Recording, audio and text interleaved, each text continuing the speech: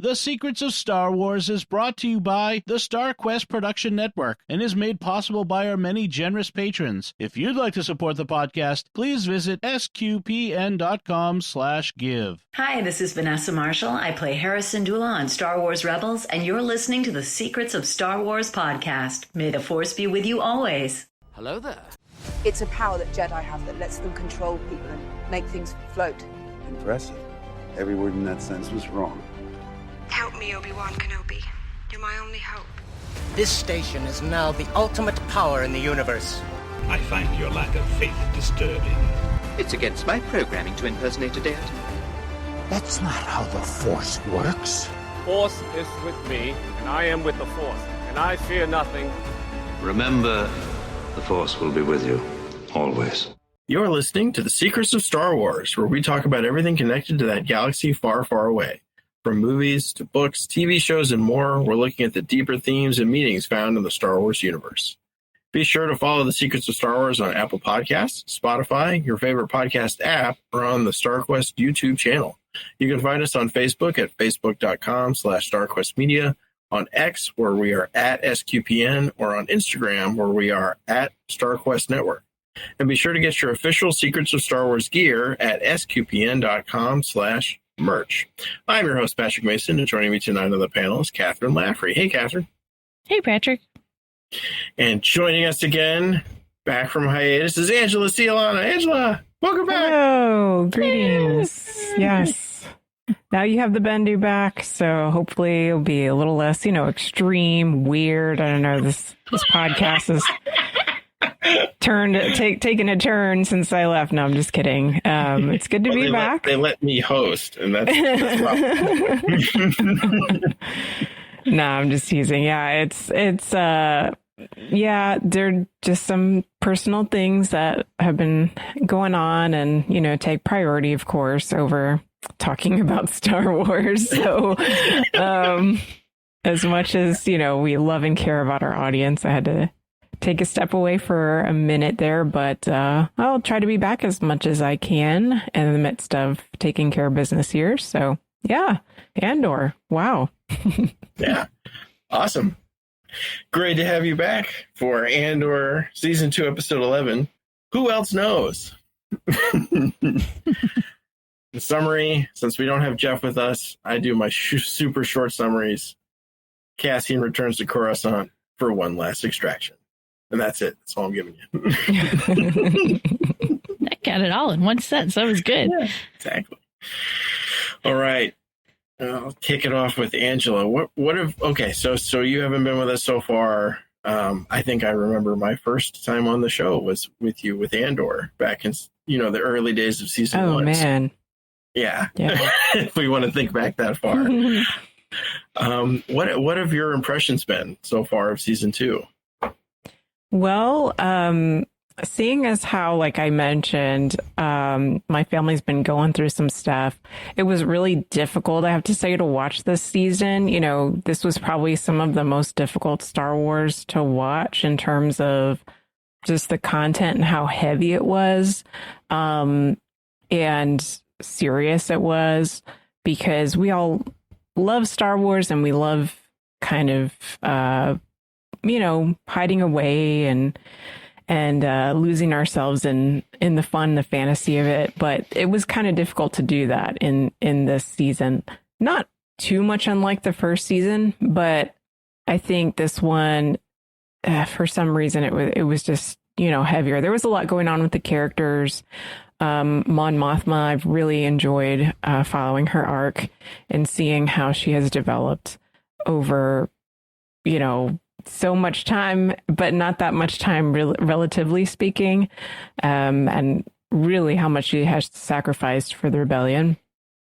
I have also enjoyed just seeing the character development of Cassian as well, because in Rogue One, which I have seen since finishing the Andor series, at this point,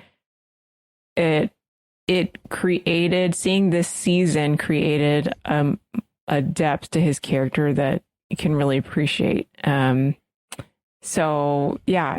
has been kind of like I think through the first couple of story arcs, so episodes 1 through, what would that have been, like 6, I guess, it was really tough to watch, I think. But I did appreciate that they went there, because at the same time, it is Star Wars, it's about war. And a lot of times when we watch the TV shows or the movies, there is that fun element to it that really, when you're actually fighting in a war, it's not fun. And so I appreciate that we got that, so, yeah, it's definitely been a relief. The last arc has been a relief to be able to, bring back K2SO in this episode and enjoy a little more humor and levity. So, yeah.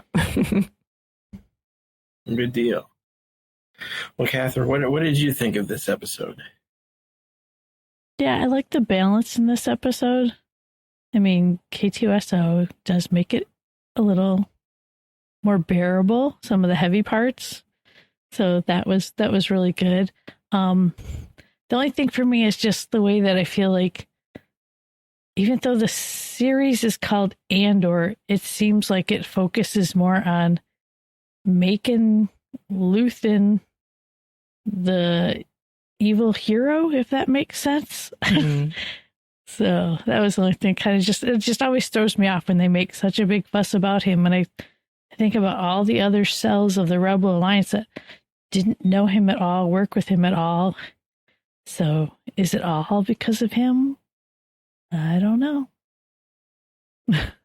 That's a good question. I think it's worth considering just how much they really are changing what we think of the Rebel Alliance and how the story is working with Luthen.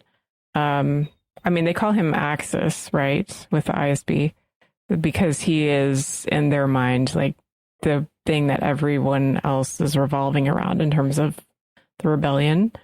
Whereas from the Rebels' perspective, he's not, and he's more of an outlier. I guess depending on who you ask, right? So, I personally think of Axis and allies, though. It makes him bad. I don't know. I mean, I think that's part of the point, though. Like, I think from Tony Gilroy's perspective as a writer, to create this series was partially to explore that darker side of war and what it takes for people to really overthrow, an evil empire. So I think they're partially, especially that monologue from season 1, right? That people always go back to with Luthen and talking about how much he sacrificed. And we're actually seeing it more in this one too, in this season. But I do think that that's kind of the point, is to show that there needed to be extreme characters like him, like Saw Gerrera, who really basically just went all in, and people thought that they were nuts for going the way that they were going. But that's kind of what it took to get as deep as they did with the ISB and the Empire. Yeah, it very much, Luthen very much feels like, by the end of the series, he's not, at least by this arc, he's not Axis anymore, and he hasn't been for a long time, at least a year, probably more. I really think the move of Mon into Yavin is kind of where he maybe doesn't accept it, but also does accept that he's just not the middle guy anymore. But it does bring up a lot of questions about, like, how interconnected is he with the other rebel cells? Because we know he's not interconnected with, the rebels from the TV show. Yeah, and how does this contradict with Fulcrum? Right. In Rebels. Like, that always throws me off. I guess have a Fulcrum and an Axis? I don't know. Well, Help he me out doesn't with ever the call physics. himself that. he doesn't ever, I don't think he ever really sees himself as the center of everything. I think he understands, like, even when Dedra approaches him in the last episode, he says, well, there's a whole galaxy out there to disgust you, right? So he kind of knows that the rebellion is this whole big thing that he's not in control of. And he's always known that Saw is just out there doing his own thing. In this episode, we understand that he and Kleya knew about Yavin and what they thought of him. And so I don't think he ever saw himself as Axis. Probably Fulcrum was more of like the mainstream rebel alliance, I guess you could say, or at least the beginnings of it.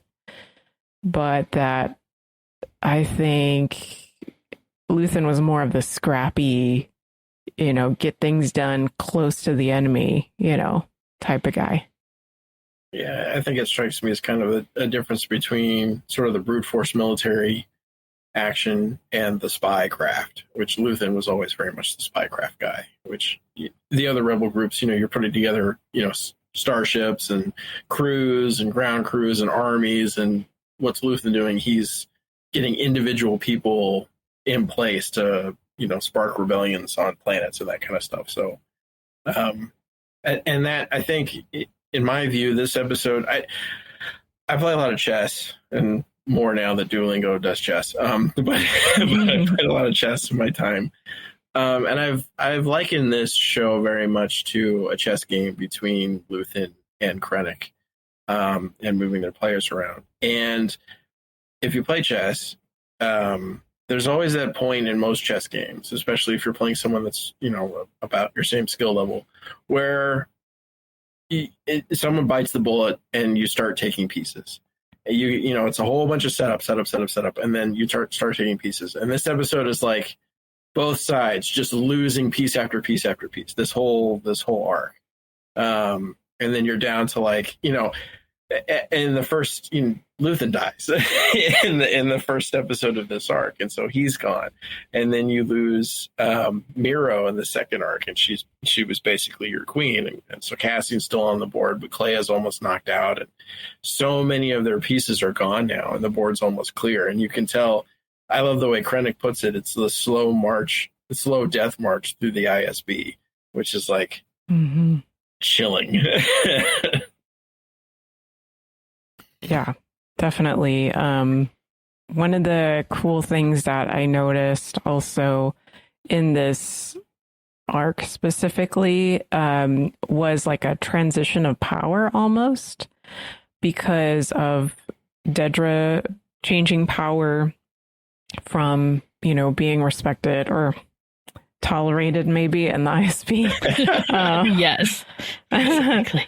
And but being responsible for things, she's kind of been on the downturn in the last few episodes, but in this episode, she is seated. She's always in the lower part of the screen, showing that she doesn't really have power anymore. And then you see that similar position with Hirt, Supervisor Hirt, when he's in the room with Krennic and Partagaz, that he's also seated because he doesn't know what's going on. He's, he's just kind of a newbie trying to do his thing. And and Krennic is the one that is always, standing and in a position of power from the camera's perspective. So I thought that was interesting to kind of show that, that side of it. And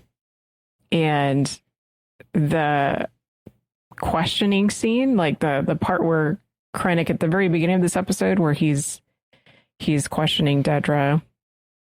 I was watching this interview I thought was so cool between Ben Mendelsohn and Denise Goff, I believe is how you say her name, about that specific scene, that when he goes and he like puts his finger on top of her head, that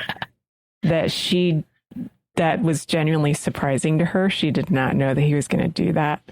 And you can tell. Like, yeah, like it was Yeah, it was awesome. Facial features are like, she's just like, what? Like, and like all of, I don't know if it was all, but most of the work that they were doing, like physically, was not rehearsed. So, just for them to like feed off of one another and their characters, Denise Goff said that was, she was scared of Ben Mendelsohn, like genuinely sitting there and not knowing what he was going to do next. Like he had that energy. So I thought that really showed. And that was just a brilliant scene, I thought. Yeah, that's probably one of my favorite scenes in this. My two favorite scenes from this episode both have Krennic in it. And that is because he does two physical things. The first is he puts the finger on her head, and the second is he grabs her face. Yeah. And he's like, well, I'm sure we'll figure out how to get along without you, as he puts her, like, using her face to direct her back into her seat, which is like, I mean, like, I don't know if you can come up with a more powerful power move other than choking, from a distance. Like, right. That's as Darth Vader a move as you can get. I love how that scene starts with her getting angled from all three sides in this box, and then you see the backside with Krennic come in after he's turned off the monitoring equipment. That just makes her feel so vulnerable because you can see like all these different angles, and she can't see anything. All she can see is that room. So that's really, that created that sense of vulnerability for her. Right. And she's, as a character, she's been slowly falling apart ever since Gorman, with the loss of whatever that meant to her. That's still up in the air. The loss of her, the lover she significant other. Yeah. But also like her kind of mental breakdown at what happened on Gore and her sort of slow unraveling. And then to have this like supposed to be triumph moment, which was finally getting access, right? Get him and make him famous, not the other way around. And having that like just ripped away from her, both by Luthen and by Kleya and by the ISB all at once. You can feel this very much like I'm alone. Like there is nobody on my side anymore. Yeah. When Hirt comes to talk to her, which is after that point where he's with Partagaz and Krennic, and they're talking about young Lonnie, and he's like, well, we were never friends, and Dedra says, I know the feeling. And then she's like, I'm sure there's an open cell down here for you. You can really tell by those two lines that she is understanding what is going on, not entirely, but she has an understanding now of, okay, like these people are just going to throw me away as easily as they want to because I don't actually mean anything to them.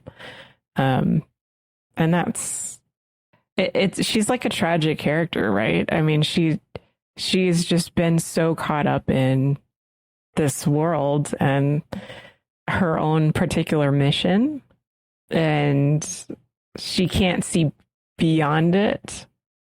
I don't know if she completely is able to see beyond it, but I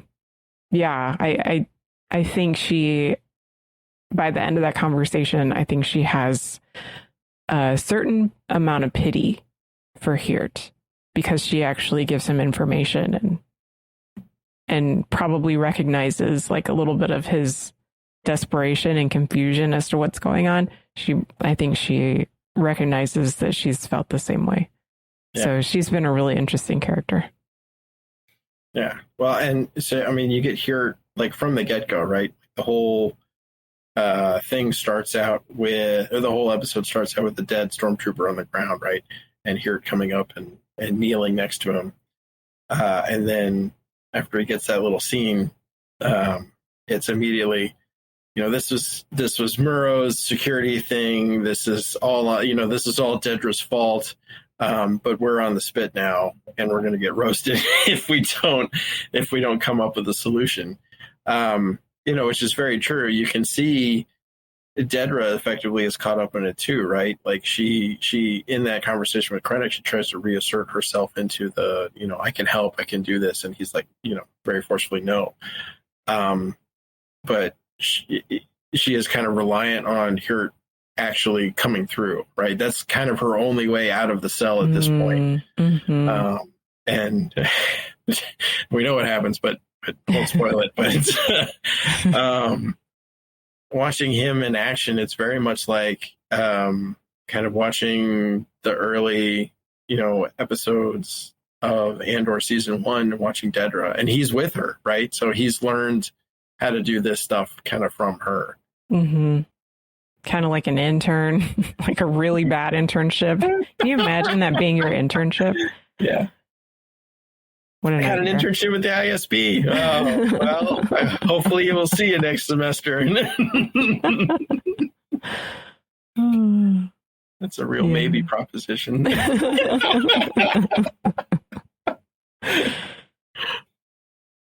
Yeah. But through this whole episode, and I don't know if maybe this makes sense. You can let me know if this makes sense. I was seeing this theme of selfishness versus selflessness, but in kind of like a nuanced way, where there were so many people that had their own focus.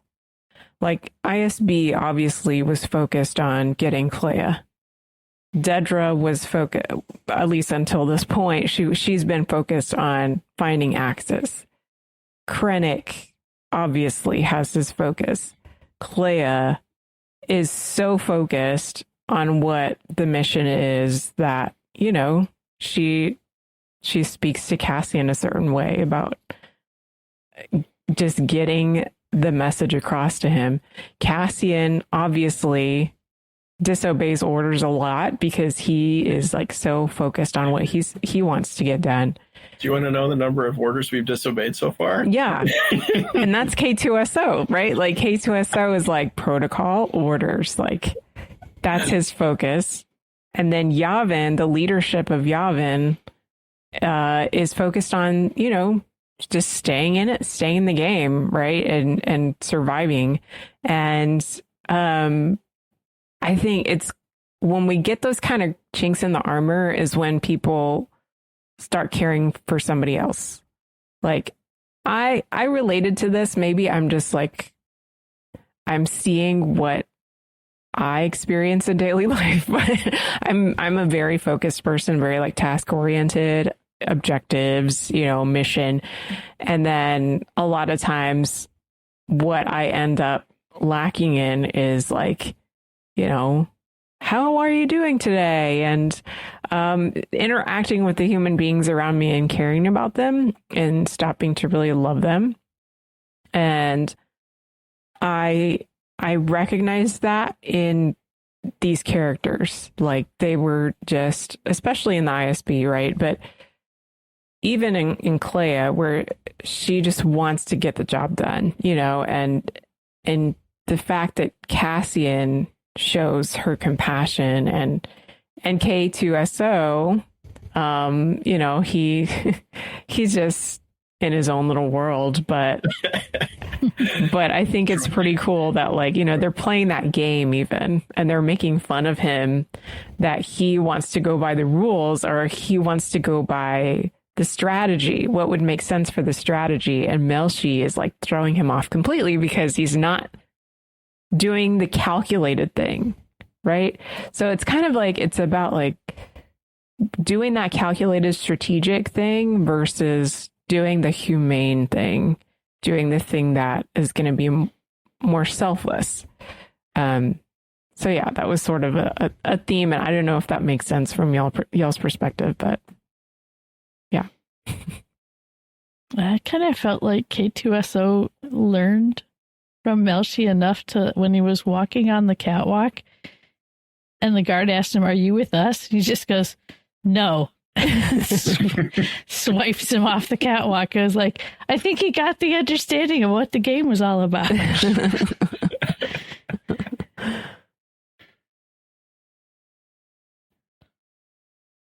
Yeah, I think I agree with you. I mean, there is a lot of kind of selfishness on display, kind of underlined in almost everybody's what they do, what they decide to do, right? And, I talk a lot about Cassian and his desire to get to the safe place, and that being sort of his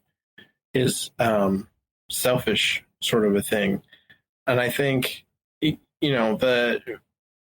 ISB or pretty much everybody from the Imperial standpoint, we get to see that that selfish drive for kind of self-aggrandizement or power or whatever kind of always leads to some sort of terrible downfall. We finally get to see Dedra's here. We see what happens to Krennic in Rogue One. We see what happens to Tarkin in A New Hope, and we see what happens to Palpatine twice in different movies. So the very much the selfish path is not the right path. I like how quickly Wilman and Cassian jump into action.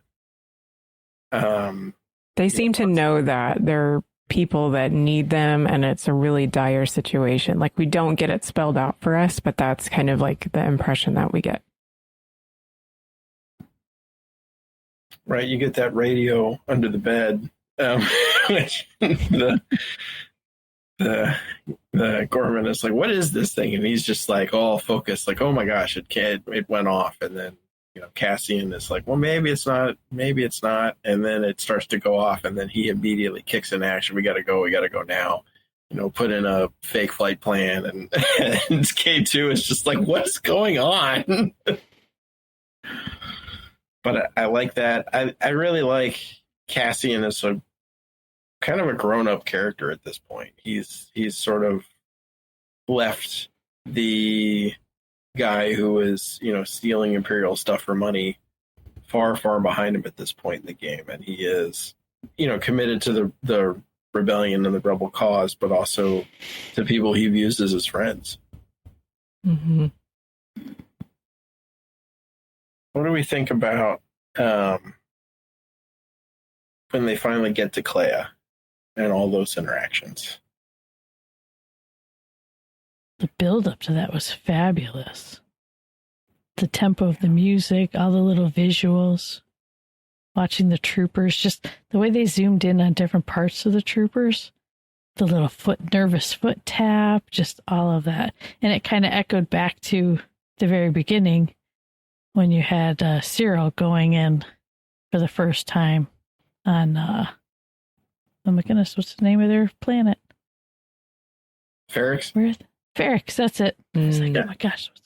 But yeah, so it kind of had a nice little echo back to that, which was really nice. But yeah, just the intensity of it all, the little detector outside the building trying to figure out which floor they're on and how they're going to work their way up there. It was good intensity. Yeah, for sure. I don't know if it was a mistake. I mean, it must have been. It's just attention to detail, I guess, is like extreme when I was reviewing this. But when they go up to the floor where the safe house is, the number says 27, but the voice says floor 30 or level 37.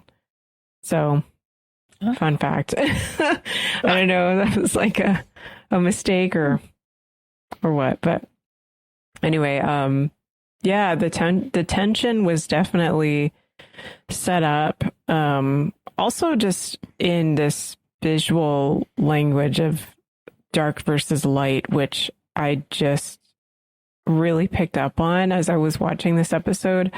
Noticing how like the ISB, the Empire, right? They have the white stormtroopers, have the white uniforms for the supervisor. And then the rebellion, everybody in the rebellion's like just dirty and messy and in these dark, costumes and the sets are all like dark and even like, thinking back to those ISB sets, they're just white, they're stark, right? And I don't seem to remember that so strongly in like the mainline movies per se. I don't know, maybe there was some of that, but I just don't remember there being so much white in terms of the Empire. I seem to remember a lot more darkness, Darth Vader being like a black character, and just a lot more like black in the ships and the Emperor and all that. So this show kind of created this interesting like wolves in sheep's clothing kind of situation where you had like, the Empire being in all white, but they're really the bad guys. So, yeah. So when poor Kleya, gosh, she's been through so much. Having all that build up to what she had gone through and all of her relationship, I guess, with Luthen, and created a really tender moment, but also now that she's at the end of her rope, she's very just desperate, and it's sort of like she's embodying the rebellion in a way. Like she's convinced that this one fact, or not one fact, but sort of like one string of facts that she has memorized, like this is it, and it kind of is. This is it for the rebellion. People have to know this. She's so desperate, and just her body language, her face, like her everything was just so like just somebody at the end of the rope, Yeah, she's I'm not gonna say gone crazy or bad, but she's very close. Like you can tell she's basically on the edge at that point, right? Like she's you assume she's been held up in this room for, I don't know, 12 hours, maybe 24, possibly. I don't know how many days away we are from the Battle of Yavin, but not many. And, typing on this, it's not a receiver, but it's a radio, hoping somebody can hear her, knowing she has the information that her mentor, dad, father figure, whatever, died for. And not only that, it is actually really important, to get out there. And then, the person she finally gets to see rescuing her is Andor. And just I love that line. Oh, of course it would be you. Because in her mind, after Mon, he's gone, right? And effectively after Mon, after that mission, her and Luthen are kind of in their own little bubble, not able to do much anymore, kind of on their own. And I think there's some blame in there. This would not have happened had you been with us and still be doing missions or whatever. But from Cassian's perspective, he's like I've never seen you like this. Like you are way off the reservation in comparison to like the normal situation, and her just trying to get these words out about, Jedha and Gorman, and the project was a lie and it's a super weapon, and Cass is just like, we've got to go. Like we can't stay here. Like I'm not trans, and she's just like, where would I go? And you can tell like there's no past this in her mind. And that's always the problem with really important messages. Like no matter how really important and true your message is, when you're finally in the place where you need to be to get it across, getting the people to believe it is always the hardest part. It seems like, we've got this over and over again in history and stuff. You got a guy sent from one group of, military personnel to another group, and he's gets there and he's gone through hell and high water to get there, and he finally gets there and he gives the message and they don't believe him, and then he's got to convince them, which becomes the theme going forward effectively. And it's somewhat tragic watching Kleya just kind of fall apart, like considering how much, like especially considering she was the comms person, Like, she was the communication person, and now she is struggling to get across this message to a single other person who should trust her. So she should have come up with like a mnemonic, like, Scarif. Let's see. Can we come up with one? Scarif, Galen Urso. No, I can't really. I can't spell anything with like SEG. See, what else was there? Jeddah. Jeddah. Kyber. Yeah. Gorman. Calkite. Super weapon. This is a really bad mnemonic. I can see why she was just so frantic, like just trying to get it. None of this rhymes. There's nothing I can spell with this. Please repeat what I'm saying. Yeah. The music as well, talking about the music too. Watching some of the special, like, behind the scenes stuff. So the composer for this season is different from the composer for the first season. The composer for this season, his name is Brandon Roberts, and he's done mostly like horror movies and thrillers, which is like perfect for this show, right? But the idea, the kind of goal that they had with the show was, from the beginning to the end, you have more artificial sounds at the beginning, and then when you get to the end of the show, the very last episode, it's going to be almost entirely like orchestral, because once you go into Rogue One, it's all an orchestral score. So they wanted to kind of like create this transition for the listener and for the audience, so that like if somebody had time to watch Andor season 1, Andor season 2, and Rogue One, that it would be kind of seamless. I thought that was really cool and very clever, but I don't know if anybody in their right mind could do that. That'd be quite the weekend. Yeah. All in one sitting. No, I don't think that's a good idea. I don't think you could, because I don't remember how many episodes there were in the first season, but there were 12 in this season. And that's like over 12 hours. And then you have to watch Rogue One with I think there was like maybe 9 episodes in the first season. So yeah, that's definitely as well. Okay. You just got to get a really comfortable chair that you can fall asleep. Then once you cut out the recaps and the it gets it down to like 45 minutes an episode, right? Oh man. Yeah. That's right. Well, I will say, like, this episode is another one of those episodes similar to the last arc, where the first, or not even the first, all 3 of these, just, you don't want to stop. Like, this one ends on, like, they're at the door. Like, how do you stop there? Like, and it fades to black, and you're like, oh, come on, You're like, all right, fine, I'm gonna watch the next one. I don't care what. Did y'all, just out of curiosity, did you watch the next one right after you finished 11? I did. Today, no. Right. Before, yes. Originally, yes. Originally, yeah. Same here. I was watching with my husband. We started with episode, I think, 9, and then we were like just going. It was like, oh, we can watch one more episode. Let's go ahead.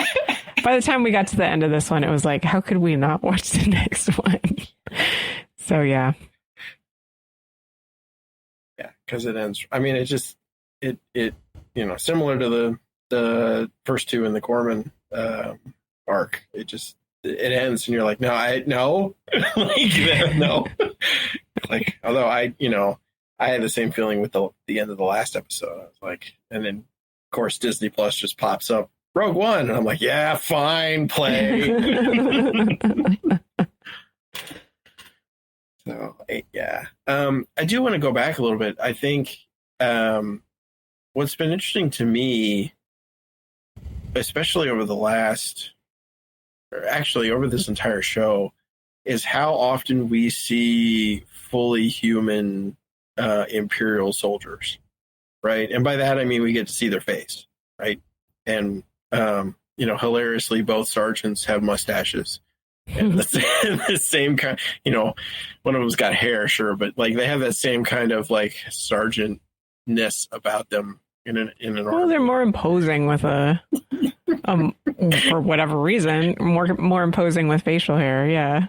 Yeah. But you see, like Kathryn was saying, you see all these shots of their faces, and you don't even see full faces in a lot of the shots. It's kind of like their mouths or their eyes. You see their feet tapping, and it's a very humanizing effect. Like you get these very far more human than stormtroopers, right? Who are just wearing their and it's been interesting to me seeing the contrast and seeing, especially in the Gorman massacre scenes, you have both. Right, you've got both the Imperial soldiers there who have the armor but not the helmet, and then you have full-blown stormtroopers, and it's kind of like, in my mind, I'm like, well, why do they get helmets and the other guys don't? But from a tactics perspective, but it makes it a little different. Like these are people, right? And these are people doing a job. You kind of get away from that sort of humanizing element because most of what they say after they land is they're kind of being jerks to the residents of the place. And so you don't mind it so much when K2SO, smashes one across a bridge and off the thing. But it was a very different approach to them and being able to see their faces and making them faceless evil empire that we kind of get through most of Star Wars, almost all of Star Wars media, right? You're always fighting, kind of a faceless, nameless evil, whatever that happens to be, whether it's stormtroopers or robots or Sith folks wearing masks. Since Palpatine seems to be the only one that doesn't have to do that. Yeah, for sure. It's, again, I think that's part of the point of the series, right? To kind of get inside everyone's head and sort of expose the reality of war, that we're all just people in the end, and maybe war is a terrible idea, and we shouldn't want it, even though this is Star Wars and it's our beloved Star Wars, right? Where would we be without war in the galaxy? But also kind of flipping that on its head, in a respectful way, which I appreciate. I appreciate that the show respects the material, respects Star Wars for what it is, but also it kind of, we see the guts, right? We see people's vulnerability. We see, like you're saying, the humanity, and that it doesn't make the Empire less scary. It actually makes the Empire more scary, because when you know that these people have a certain vulnerability and yet they're so determined, like Dedra, to just not see past a certain point in their mind's eye, that's a little more scary. That's a little more terrifying. Yeah, I kind of think back a little bit to the Triggerman, the one officer who was on the Gorman Massacre, who was actually the guy who was sort of directing the show, and just, you could see his face and the scar, right? And like that guy was evil, like just flat out, but you could see his face. And I think it takes all the way back to the first episode of the series, where we have Krennic in the room with all the people in the nice corporate retreat center in the Alps there, and describing what is effectively, a genocide. But you can see all of their faces, and they're all effectively just treating it like a job. Yeah. I think the only person I missed in all of that was Thrawn. Of course. I have to say it. Kathryn Every has episode, to throw Thrawn in. I'm gonna say check the box. Check your bingo cards. Everybody shot Kathryn. Yep. No, but there were some very intense moments in the Thrawn trilogy that was taking place during Andor, right before he's taken away by the space whales, where he and Krennic were at each other. And he was constantly, putting down his crazy notion of this Death Star in favor of a better battle plan. So I did miss that sort of Thrawn. I would have liked to have seen him in that sense. He's a little more cartoony in Ahsoka, and I think he would have been good in this. But Gilroy is not a Star Wars fan. He said so. So there's some things he was going to purposely leave out. Yeah, and I guess since we've already seen it, in other media, that maybe they just didn't need to show it. They didn't feel a need to show it here. But yeah, I understand what you're saying. I think it would have. I think it probably, if they brought Thrawn in, it might have complicated things a little too much for people that aren't like into Star Wars. Because I've noticed a lot of people watch this show and they're not into this is the Star Wars thing that they watch. You know what I mean? Mm-hmm. Yeah, I think because Thrawn, he wears the white too, right? Mm-hmm. Yes. So I assume that means he's ISB. Maybe I'm wrong on that, or he had for some reason he's got that uniform. He's got a little bit of, because we also don't see the head of the ISB. Oh my goodness. He was a general throughout the Clone Wars. Yularen? Yeah. Yeah. So, yeah, because he was supposed to be the head of the ISB. They mentioned him once, but he was never here in this. So. Yeah, we do have a lot of characters in this show already, so I can see why they would make reference to certain things, but not show us a lot that we know exists, as Star Wars fans. So, yeah, I get that. Yeah. So the one scene, speaking of the ISB, one scene we haven't talked about was and it's a very short scene, but it's Partagast and Krennic after they send after they send Hewitt out of the room to go do his task. Mm-hmm. What did you guys think about that one? Yeah, I don't know. It was it ties into what I was just talking about. It eliminated a scene for me that I would rather see, quite honestly. So, I mean, the whole covering for you, Leo, or whatever he said. So, but yeah, I mean, just kind of plays into the bigger notion of all of them out for each other, trying to be as close to the Emperor as they can. So. Right. But also knowing that the Emperor will bite their head off, whenever he wants to. And yeah, just miserable job. All these people just have a miserable career. It's like an awful situation to be in. Yeah, so it was almost like, two coworkers just talking about how they're each going to look after their own thing, and best of luck to both of us. I don't know. I ended up liking Partagaz more by the end of the season. So at this point in the series, I really was liking him more, even though I understood, he's obviously one of the bad guys, quote unquote, or one of the enemies to true peace. But doesn't he seem like an old exec just trying to make it to retirement? Yeah. Yes. Definitely. He wants to make it till he gets his golden parachute. Everything else can just fall apart. He doesn't care. He's just like so done with everyone, like all the time, you know? Yeah.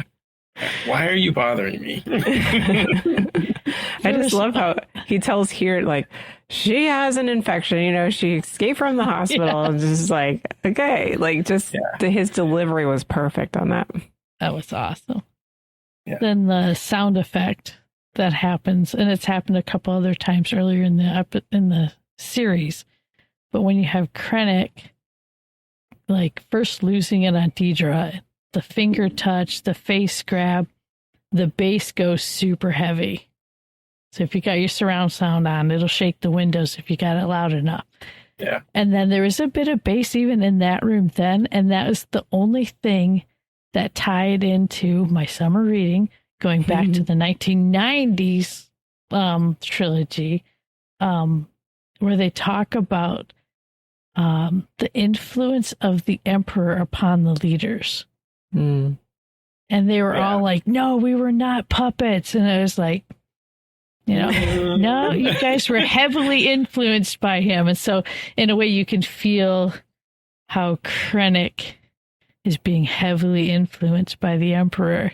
So much so that a little bit of that dark side vibe echoes off of him. Yeah, I don't know how they can. If they watch this show, they can definitely see that they were puppets. I mean, they're jumping at the Emperor's beck and call. You know, like everything is about his wishes ultimately. But yeah, I agree with you, Kathryn. I think it's a small scene. It's very short. But it does. It's like the Emperor's in the room, even though he's not. You know what I mean? Yeah.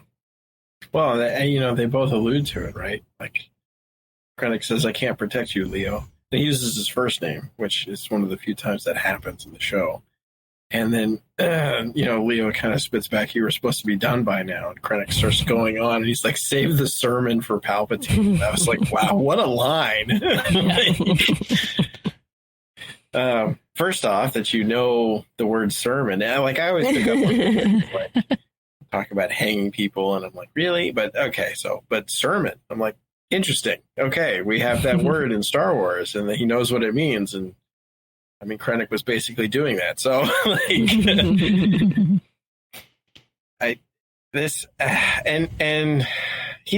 Leo is probably one of my favorite characters from the show. He just is. He's this. You can see he's a manager.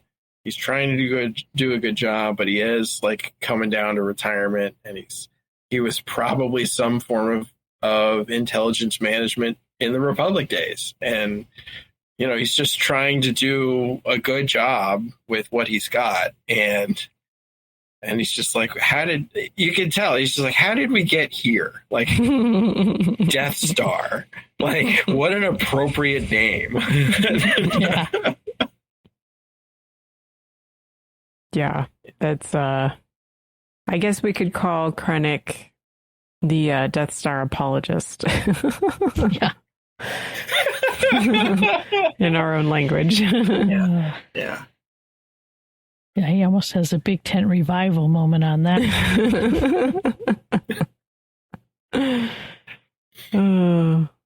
Well, yeah, poor guy. He really wants people to see the vision. He wants other people to buy into it, but he's really bad at making that happen. You know what I mean? Yeah. He's just very bad at his job overall, it seems. Yeah. Very. Yeah. Which explains the system failure.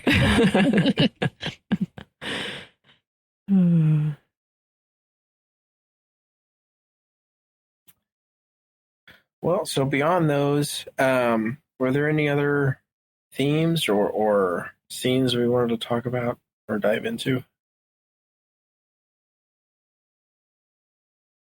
No, not really. I I did look up the director. I've just been interested in how they have so many different directors on this show, but the storytelling still feels cohesive.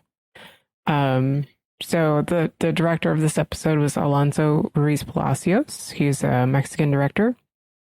I think he probably got the job because he directed a movie called Museo, which means museum. That was a heist movie that starred Gael Garcia Bernal, who is like best friends with Diego Luna. Wow. And so he apparently, the director Alonso Ruiz Palacios, he was a fan of Andor before getting asked to direct this episode. So I thought that was pretty neat. I think he did a fine job with this material. Yeah. I'm assuming he's not the director for the previous episode or the next one. No, I don't think so. I probably should have looked that up before we started recording here, but I've been noticing a lot of different names watching this season. So I don't know if they just had all different ones, or I don't know. Are you guys on the Google right now? Because I probably should get on the Google while I'm. We compare that to, like, say, The Mandalorian, where you could tell episode to episode that there were different directors, right? Each director kind of had their own style and their own sort of way to tell the story, and that was fine. Like, because honestly, that show was fairly episodic in a lot of places. But this show, like, it hangs together so well, and especially within the arcs, but even from arc to arc, and there's several times where you're like, I'm not going to stop watching just because the episode ended. I have to keep watching. And if you can switch up directors from episode to episode like that and still get that continuity, that's some pretty good storytelling, kind of overarching leadership, I'm guessing, and directorial role. Yeah, so it says he directed, according to the Google, he directed episodes 5 and 6, as well as 10 through 12. So I was wrong. Okay. He did do the last arc completely. Okay. Nice. Too bad they didn't have him for the sequel movies.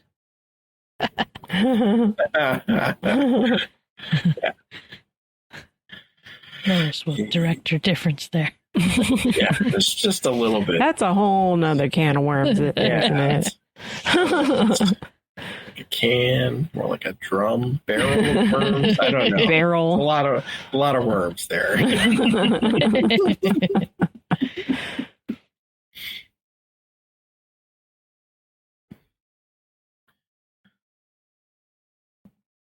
Well, I will say I have, we talked a little bit about the music, but I've absolutely loved the music throughout all of this.